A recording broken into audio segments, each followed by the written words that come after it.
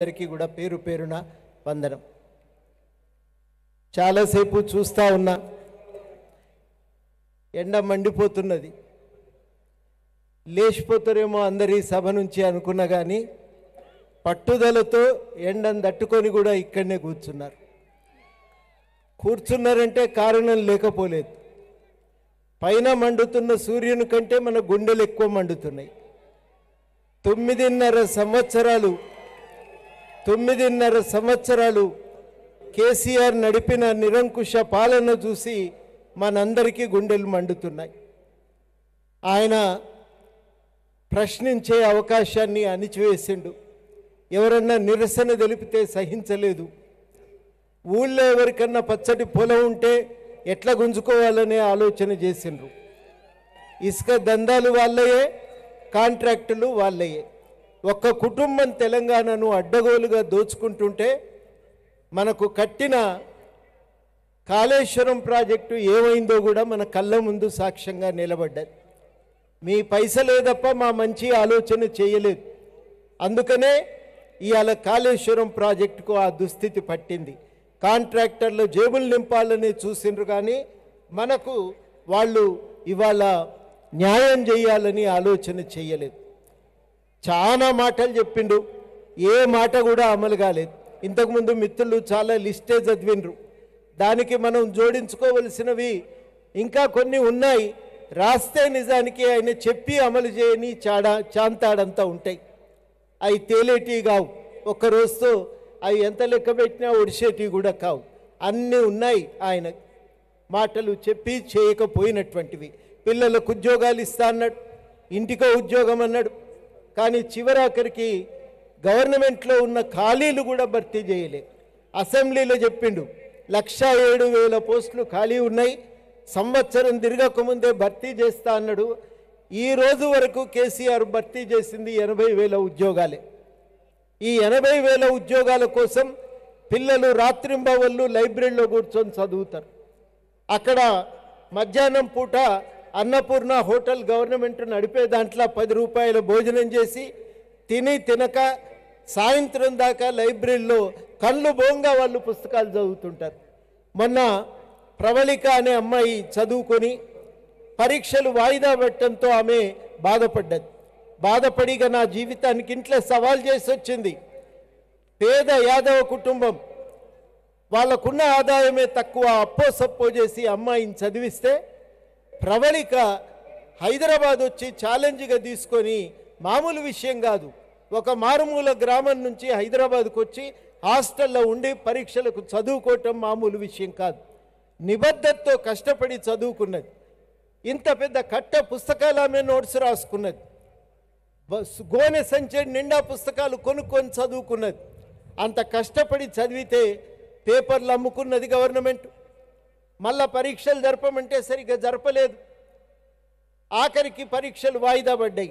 ఊరికి పోతే ఏం చదివినవో, నువ్వు చదివినవో లేదో నీకు నౌకరు రాలేదని ఎక్కిరిస్తారన్న బాధకు ఆమె ఉరేసుకొని చనిపోతే మన కేటీ రామారావు గారు అంటారు, ఆ పిల్లకే వాళ్ళతోనూ సంబంధం ఉన్నదని. నీ బిడ్డ అయితే గట్లనే మాట్లాడతావా అని అడుగుతున్నా. ఒక జీవితం అంతా కష్టపడి చదువుకొని ఒక ఉద్యోగం కోసం తపన పడి 7 సంవత్సరాలు హైదరాబాదులో తినక కష్టపడి చదివిన అమ్మాయి గురించి అదేనా మాట్లాడే తీరు? హోటల్లో ఛాయ్ తాగుతుంటే ఫోటో పడ్డదట, ఆ ఫోటో పట్టుకొచ్చి కాలేజ్ చదువుకున్న మగపిల్లలు ఆడపిల్లలు బయట పోయి ఛాయ్ తాగితే తప్ప అనండి? ఛాయ్ తాగిన పాపానికి ఆమె కంటగట్టి ఆమె వ్యక్తిత్వాన్ని నాశనం చేసి ఆమె న్యాయం చేస్తే తమ ప్రభుత్వానికి ఇబ్బంది వస్తుందని, నిరుద్యోగ సమస్య గురించి మాట్లాడితే సమస్య అవుతుందని ఆమె వ్యక్తిత్వాన్ని దెబ్బగొట్టినటువంటి ముదనష్టపు ప్రభుత్వం ఈ ప్రభుత్వం. ఇంతటి దుర్మార్గ పాలన సాగుతున్నది కాబట్టే మన గుండెలు మండిపోతున్నాయి. మీ దృష్టి ఇసుక దందాల మీద, కాంట్రాక్ట్ల మీద ఉన్నది, కానీ మా సంక్షేమం మీద మీ దృష్టి లేదు. ధరలు పెరిగినాయి, పెట్టిన పైసలు ఎక్కువైతున్నాయి, మనకు వ్యవసాయం మీద వచ్చే పైసలు తక్కువైతున్నాయి. నేను రుణమాఫీ అయిందంటే అన్నీ అయిపోయినాయి అనుకున్నా. ఊళ్ళో పోతే ఏమంటున్నారంటే నాకు కాలేదంటే నాకు కాలేదని. మరి ప్రచారం ఎక్కువ ఉన్నది, ప్రచారం ఎక్కువ ఉన్నది, పని తక్కువ ఉన్నది ఈ ప్రభుత్వానికి. అందుకనే మనం న్యాయం కోసం ఈ నిరంకుశ పాలనకు వ్యతిరేకంగా పోరాటం చేస్తూ ఉన్నాం. మేము 9 ఏళ్ళగా ఈయనతోని కొట్లాడుతూనే ఉన్నాం. చాలామంది అంటారు నీకున్న ఆయనకి ఏం పంచాయతీ సార్ అని. మీ అందరికీ చెప్పదలుచుకున్నా, ఇట్లా కాదయా సర్కారును నడిపే పద్ధతి. ఉన్న వనరులు సరిగ్గా వాడు, ప్రజలకు న్యాయం చెయ్యి అని అడిగినాం. తినే కాడ తింటా ఉంటే తప్పు, ఇట్లా తినుడు మంది సొమ్ము తినుడు పనికిరాదనే మాట మేము మాట్లాడినందుకు తప్ప వేరేదేమీ కారణం లేదు నా మీద కోపం రావటానికి. ఆ కారణం చేత ఇవాళ వాళ్ళు విరుచుకపడతారు, కేసులు పెడతారు. ఈ డయాస్ మీద ఉన్న ప్రతి ఒక్కరి మీద ఈ గవర్నమెంట్ కేసు పెట్టిందంటే ఎంత దుర్మార్గంగా వ్యవహరిస్తున్నదో మీరు ఒక్కసారి ఆలోచించండి. ఇవాళ న్యాయం కోసం పోరాటం చేయవలసిన సమయం వచ్చింది. కానీ చాలా ముఖ్యమైన విషయం, మేమందరం కూడా ఒక విషయంలో బాధపడుతున్నాం. ఈ పోరాటానికి కామారెడ్డి వేదిక అయింది, మా ఊరు కాలేదు. అందుకనే మేము బాధపడుతున్నాం. అన్ని విధాలుగా మీ కామారెడ్డి ఒక ప్రధానమైన పోరాట వేదికగా నిలిచిపోయింది. ఈ పోరాట వేదికలో మనం ఎటువైపు అనేది తెలుసుకోవాలి. 9.5 ఏళ్ల కేసీఆర్ నిరంకుశ పాలన కావాలా? 9.5 ఏళ్ల కేసీఆర్ దోపిడీ కొనసాగాలా, లేకపోతే ప్రజాపాలన రావాలా అనేది ఆలోచించుకోవాలి. తెలంగాణ మనమందరం కొట్లాడితే వచ్చింది, పిల్లలు చస్తే వచ్చింది. వేగంగా వస్తున్న రైళ్లకు వ్యతిరేకంగా వెళ్ళి కొట్లాడి ఢీకొని చచ్చిపోతే తెలంగాణ వచ్చింది. తల్లులు చెప్తారు, బొడ్రాయి దాకితే తెలంగాణ అంటే అమ్మ అంటాం, కానీ మా పిల్లల మహిమేందో ఆఖరికి చచ్చిపోయే ముందు కూడా జై తెలంగాణ అన్నారు.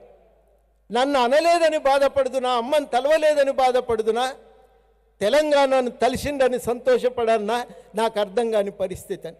ఈయన సావు నోట్లు పెట్టి తలకాయ పెట్టి తెలంగాణ తెస్తే నిజంగా చచ్చినోడిని ఏమనాలి? ఆయన త్యాగం ఏ లెక్కలోకి వస్తుందని చెప్పి ఇవాళ అడుగుతున్నా.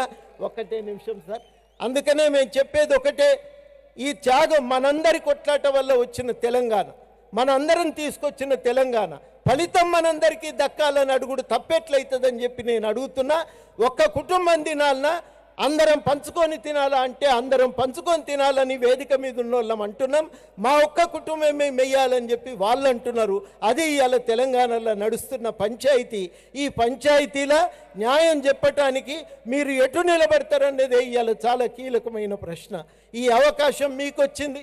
3.5 కోట్ల మంది తెలంగాణ ప్రజల తరఫున న్యాయం చెప్పే అధికారం కామారెడ్డి ఓటర్లకు దక్కింది. ఆ కామారెడ్డి ఓటర్లు తెలంగాణకు న్యాయం చేయవలసిన అవసరం ఉందని సందర్భంగా అందరినీ కూడా నేను కోరుతూ, అక్కడ మేడిగడ్డ ఎట్లా కూలిందో, ఈయన కట్టిన మేడిగడ్డ ఎట్లయితే కూలిందో ఆయన సర్కారు కూడా గట్లనే కూలవలసిన అవసరం ఉందని చెప్పి నేను గట్టిగా డిమాండ్ చేస్తూ, ఆ కూల్చటంలో మీకు ఒక ముఖ్య పాత్ర దొరికినందుకు నేనైతే జర ఈర్ష్యపడుతున్నా. కానీ మీకు దొరికిన అవకాశం మీరు సద్వినియోగం చేసుకొని గెలిపిస్తారని. కామారెడ్డి పోరాటాల గడ్డ, అద్భుతంగా తెలంగాణ పోరాటం నడిచింది. పోలీసు కిష్టయ్య ఇక్కడనే చనిపోయిండు, రైల్వే స్టేషన్లో. అబ్బాయి పేరు కరీం, ఇక్కడనే రైలు కింద పడి స్టేషన్లో చనిపోయినటువంటి వ్యక్తి.